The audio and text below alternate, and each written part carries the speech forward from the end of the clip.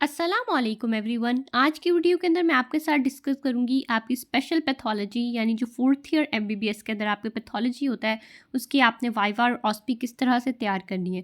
तो first of all आपके मैं स्टेशंस पर बात करूंगी तो आपके टोटल जो है वो 20 स्टेशंस होंगे, जिसमें से जो आपके 10 स्टेशंस हैं वो आपके सिस्टमिक होंगे, यानी वो सारे सिस्टम्स में से मिला के होंगे। जो आपका हर स्टेशन है वो 4 मार्क्स का है, तो इस तरह से टोटल आपके 40 मार्क्स यहाँ बनेंगे। इसी तरह से बाकी के 5 स्टेशन जो हैं वो आपके हीमाटोलॉजी में से आएंगे, यानी आपके ब्लड के चैप्टर में से आएंगे, जिसके अंदर आपके आरबीसीज आ जाते हैं, आपके डब्ल्यूबीसीज, आपकी जो लिम्फोमा, ल्यूकीमिया, थैलेसीमिया, डीआईसी, इस तरह की सारी डिजीजेज जो हैं इसके अंदर आ जाती हैं। तो इसके अंदर आपको सिनेरियोज वगैरह आएंगे। ठीक हो गया। आपकी कोई पिक्चर भी बनी हो सकती है, कोई माइक्रोस्कोपिक पिक्चर भी हो सकती है और आपकी कोई ग्रॉस की पिक्चर भी हो सकती है। उसके बाद आपके 5 स्टेशन जो होंगे वो क्लिनिकल वाले होंगे, जिसके अंदर आपके मार्कर्स वगैरह आएंगे, जैसे एएलटी रेज्ड है तो क्या होगा, ईएसटी रेज्ड है। ठीक है, इस तरह के सारे मार्कर्स आपके जो आपने पढ़े हैं। उसके बाद आपके एमआई के अंदर ट्रोपोनिन है। इस तरह के जो सारे आपके मार्कर्स हैं वो आपने क्लिनिकल वाले चैप्टर के अंदर करने हैं। ठीक हो गया। ये आपका हो जाता है जी टोटल स्टेशंस की गाइड कि आपने स्टेशंस किस तरह से हैं, और आपका हर स्टेशन जो है वो 4 मार्क्स का होगा। ठीक है, और उसके अंदर टाइम भी आपको 4 मिनट ही दिए जाएंगे। फिर उसके बाद आपका आ जाता है जी वाइवा। वाइवा जो है आपका इंटरनल भी 25 और एक्सटर्नल भी 25 है। इस तरह टोटल मिला के आपके 50 मार्क्स बन जाते हैं।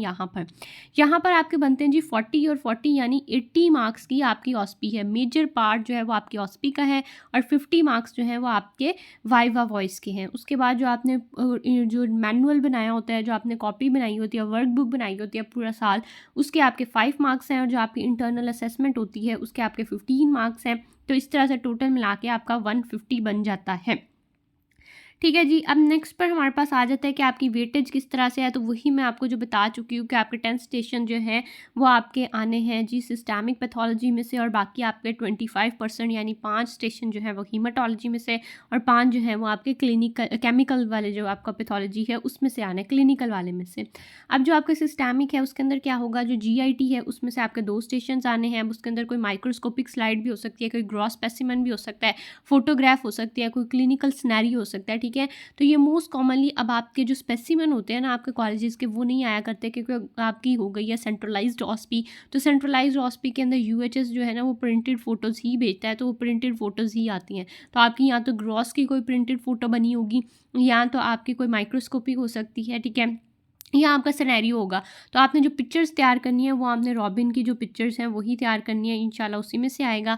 आपने रॉबिन की पिक्चर्स को अच्छे से तैयार करना है। देन आपका आ जाता है जी सीवीएस में से आपका एक आना है, ब्रेस्ट में से आपका एक आना है, यूरिनरी सिस्टम यानी किडनी में से आपका एक आना है, फीमेल जेनिटल में से एक आना है, मेल जेनिटल में से एक आना है स्टेशन, और साथ ही आपका इंडोक्राइन में सिर्फ थायराइड आपने करना है, थायराइड में से एक स्टेशन आना है।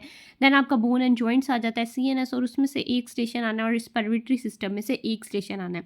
नेक्स्ट आपके पास आ जाता है जी हीमाटोलॉजी। हीमाटोलॉजी में से 5 स्टेशन आने हैं। जो पहला स्टेशन होगा वो आपका अनीमियाज में से होगा। ठीक है, बल्कि आपके जो 2 स्टेशन हैं वो अनीमियाज में से आने। एक आयरन डेफिशिएंसी बहुत ज़्यादा आता है, गैलोब्लास्टिक बहुत ज़्यादा आता है, ए प्लास्टिक बहुत ज़्यादा आता है। तो ये 3 तो बहुत ज़्यादा रिपीट होते हैं। ठीक है, उसके बाद आपके पास इम्यूनो हीमोलिटिक अनीमिया है, और आपके पास हेरिडिटरी जो हीमोलिटिक अनीमिया इनहेरिटेड जो आपका है। तो इसमें से 2 स्टेशन आने हैं, यानी आपके 8 मार्क्स इसी एक चैप्टर में से आने हैं।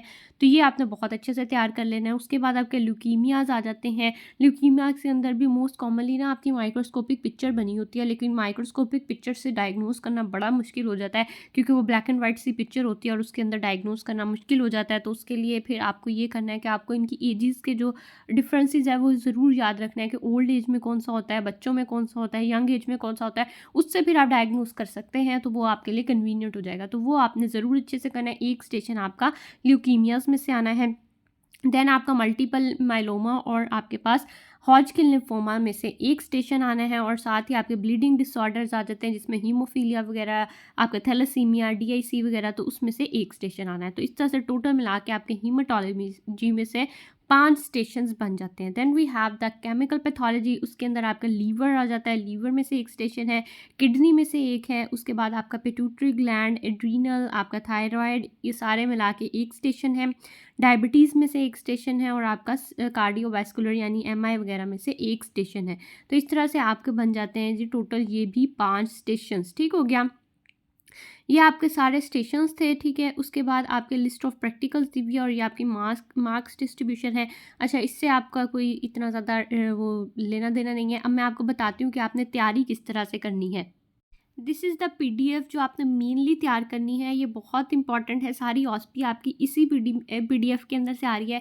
इवन कि आपकी पिक्चर्स भी इसी में से आ रही हैं। मैंने जो पास बच्चों से पूछा है, जो मुझे पता चला है, वो यही पता चला है कि 90% तक क्वेश्चन जो थे वो इसी में से थे। यानी उस बच्चे ने मुझे बताया कि हमारे 20 क्वेश्चन में से 20 आपके टोटल स्टेशन हैं, तो 20 में से उसने बताया 18 जो थे वो ऑलमोस्ट सेम स्टेशन थे फ्रॉम दैट ऑस्पी पीडीएफ। सिर्फ 2 जो थे वो आउट ऑफ थे, मतलब 2 इसमें से नहीं थे, वो आपके चैप्टर्स में से या आपकी बुक से रिलेटेड थे। बाकी 18 के 18 स्टेशन जो थे वो इसी पीडीएफ से थे। तो आपने इस पीडीएफ को बहुत अच्छे से, आपकी ये पीडीएफ जो है वो फिंगर टिप्स पे होना चाहिए। आपने इसको बहुत अच्छे से तैयार करना है और बहुत अच्छे से पढ़ना है। नेक्स्ट आपने क्या करना है, आपने सारे चैप्टर को एक रिवीजन देनी है, जिससे आपका वाइवा भी तैयार हो जाएगा और आपकी ऑस्पी में भी आपको हेल्प हो जाएगी। और लास्ट में आपने पीडीएफ करने के बाद क्या करना है कि आपने सारी पास की जो ऑस्पीज़ आ चुकी हैं वो आपने अच्छे से रिवाइज़ कर लेनी है, उनको पढ़ लेना है। और आपने अपने पास्ट के जो आपके टीचर्स के क्वेश्चंस हैं, वाइवा क्वेश्चंस हैं, उनको अच्छे से पढ़ लेना है। और दैट्स इट, आपकी वाइवा और ऑस्पी जो है पैथोलॉजी की वो तैयार हो जाएगी। That is all from my side. आपका फर्दर कोई क्वेश्चन हो तो आप मुझे कमेंट डाउन कर सकते हैं।